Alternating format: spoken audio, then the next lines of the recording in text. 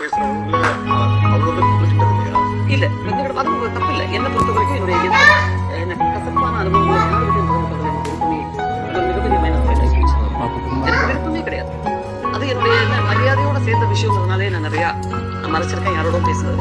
என் ஃப்ரெண்ட்ஸோட நிறைய பிரச்சனைகள் நான் தான் தீர்த்து வச்சிருக்கேன். இப்போ பட் அவங்க வந்து என் பிரச்சனை தீர்த்து வைக்கிற அளவுக்கு விடக்கூடாது. இது ஒரு மரியாதை பிரச்சனை, கௌரவ பிரச்சனை நான் நினைச்சேன். வீக்கா ஃபீல் பண்ணிடுவாங்க ஒரு எண்ணம்.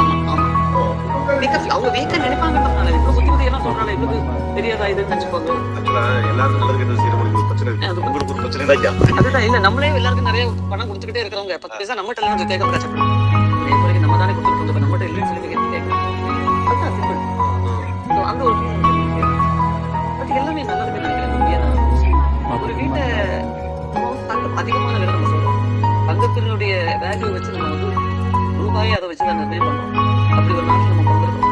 ஆனா நம்ம வீட்டை பாதுகாக்கிறதுக்கு தங்க ஆணியை வைக்கிறது இல்லை, இரும்பாணியை தான் வைக்கிறோம். அப்ப எது வாழ்க்கையில பலத்தை கொடுக்கறதுன்னு சொன்னாங்க கஷ்டமான அனுபவம்.